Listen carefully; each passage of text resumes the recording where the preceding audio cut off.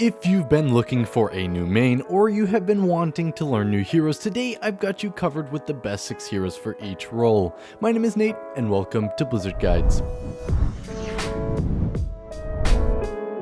A few things real quick. I'm going to be going over main tank, off tank, long range DPS, short range DPS, main heals, and off heals. I'm going to give you a reason why they're the best, and then a quick tip to get into the hero. Also, I do want to quickly mention that in case you've missed it, we have a Discord that you can check out to join the Blizzard Guides community. On top of that, we've got a Twitter account where we post important video updates about the channel. You can follow those in the link below. So with that said, let's get into the video. At number 6, we've got the best main tank in this meta, Reinhardt. Reinhardt spent a while in the beginning of the game being the champ of main tank, but then quickly became weaker with the ever-present dive meta. Now though, Rein is making a strong comeback with his backbone of the team gameplay. He can protect everyone on his team while dealing tons of damage, in addition to having the crazy powerful ability that is Fire Strike and game-changing Shatter. A good Reinhardt completely controls the fight, and if played correctly, Reinhardt can completely dominate enemy teams that aren't ready to deal with his immense power. When you're playing Rein, just remember that you have the Fire Strike that can do 100 damage to multiple enemies even behind shields. Use this Fire Strike to really put pressure on the enemy and also build you ult, and then use that ult to create space by focusing on shattering supports or the front line of the enemy. You'll do a ton of work just by doing that. Also, don't ever be afraid to extend a bit to keep an ally safe with that shield. You can do some sick plays while protecting your teammates and creating space. And finally, just remove your shift keycap and unbind your charge. Try not to use it unless you're backing up into your team. Next up at number 5, we're talking about off tanks. D.Va is the best off tank currently and has been for a crazy long time. There's never really been such a consistent and easy hero as D.Va. D.Va is able to create space not only for her main tank, but she's also able to protect her allies at the same time. She can quickly peel for anybody within a far reach, and she can quickly give kills with her high damage missiles and her primary fire. D.Vas are really suppressive and powerful, so learning this off tank is a must. To get acquainted with this hero, you really need to pay attention to the damage sources of the enemy team. Being acutely aware of where the damage is and coming from and going to is a really key point to playing a strong D.Va. If you can fly and matrix enemies that are harassing your supports, you're going to be able to suppress them, kill them, and create space. On top of that, if you're able to, you should really get on top of knowing where your supports are so that you can quickly be there to protect them. You don't have to matrix from behind, so simply turning around and matrixing them up front is okay. So for example, if you see a Widow aiming somewhere near your team, you can quickly look back to your support, matrix them for a sec, and then attack the Widow that's harassing your supports. Play a hunt and pounce playstyle where you go for that one target that's separated from the team and that doesn't have escapes, and you'll be nuts as D.Va. And also really quick, when you ult, use boosters beforehand to slide it off a wall. If you slide the mech around a wall, you usually get huge self-destructs, so just keep that in mind. Sliding it is a really effective way to use self-destruct. Following that up at number 4, we're going into the long range DPS category. For this one, there's only one obvious option: Widow. Widowmaker is such a strong hero that if she has decent aim, she can completely win games for her team no matter how bad they are. And luckily, that's really the only component to Widow that you really need to know.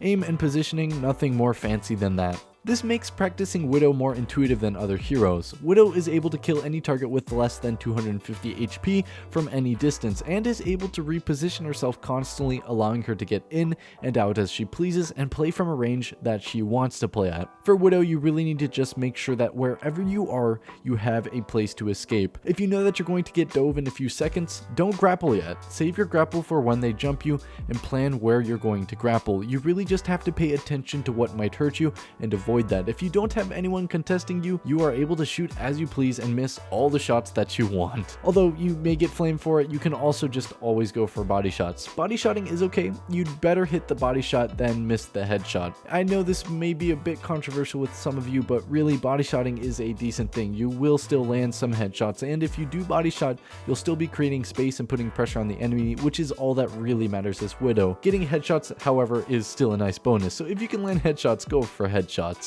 Also, practice a lot of Widow and headshot only FFA. It'll help you get your sense honed in, and then you'll be able to learn the animations of other heroes more efficiently.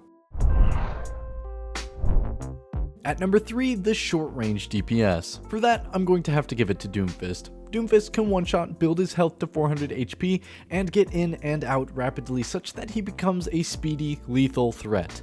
Doomfist not only can do that, but he can also create space for his main tank and peel for his backline supports. Mobility and burst is currently king, and Doomfist meets both of those requirements.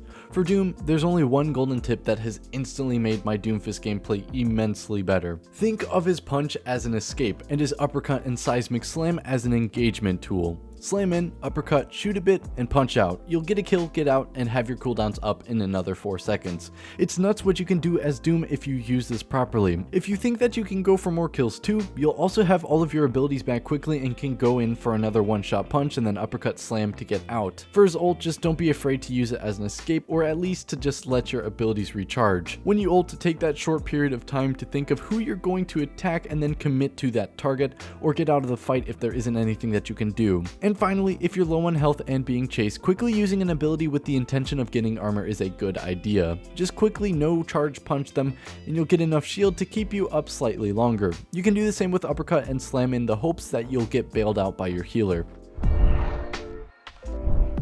At number 2, main healer. This one just has to go to Ana.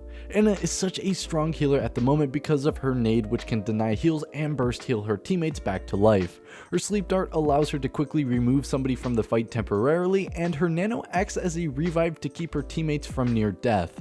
Ana can play far back, requiring the enemy to forcefully engage her and ignore your frontline, or be faced with strong heals that are just immovable. When you're on Ana, there's a few things to consider. If the enemy has a brawl style comp like Deathball, Brawl, or Goats, you want to play as far back as you can, preferably on the high ground. If you maintain line of sight and have somebody that's ready to protect you, you can stay in the back forever and not get attacked. You can save your sleep and nade to protect you, only using nade if you absolutely must burst heal an ally.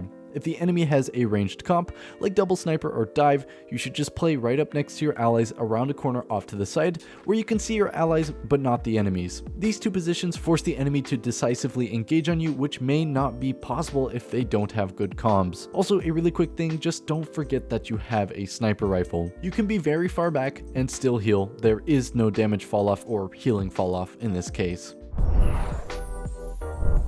Finally, at number 1, you probably already guessed it, it's Brigitte.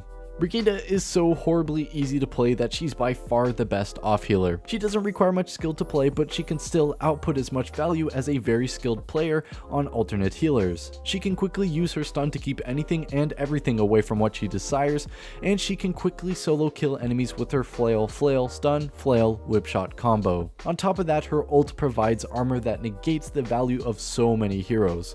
When you're on Brig, just assume the mindset of a tank. You're going to want to keep enemies away from your squishy friends, and you're going to want to negate the escape abilities of enemies with your stun. If you can trap enemies with you, they're going to die to you very quickly and easily. Remember that you can forever sustain yourself with your aura, so constantly doing damage whenever you can is a really good idea, backing yourself up with that stun and finishing off targets with whipshot. On top of that, think of Brig as a way to create space for your tanks, stunning the enemy frontline on engagement so that your tanks can get in for free, opening up space for your healers to heal the DPS more instead of your tanks that are going to be taking damage if you do not stun. Lastly, just don't ever hold on to your ult forever. You really need to use it quickly to get your supports and or DPS into your ult. Don't worry about the other all 5 teammates being nearby. If you can get just the few supports with you or the few DPS that are near you in the rally and then have the rest come in later, it would be a better idea than just saving your ult until the enemy team is already on top of you and using it when 2 people are already dead. Use rally almost before the team fight starts, rather aiming to have 4 to 5 seconds on it left by the time that the enemy team is next to you. Anyway, I hope you guys found this one helpful. Let me know in the comments down below if you think there is a hero missing from this list, or if you can agree with one of these heroes. If you have any other tips for people, please leave those down below so that they can see that and be better players themselves. If you disliked this video, please let me know why in the comments down below, and if you liked it, drop a like and tell me why it was your favorite so that I can keep improving these videos. If you want to see more content that we make, you can get subscribed so that you never miss one of our tips and tricks videos and our Twitch weekly highlight videos. Anyway, I hope you guys enjoyed this video. Have a nice day. My name is Nate, and this was Blizzard Guides.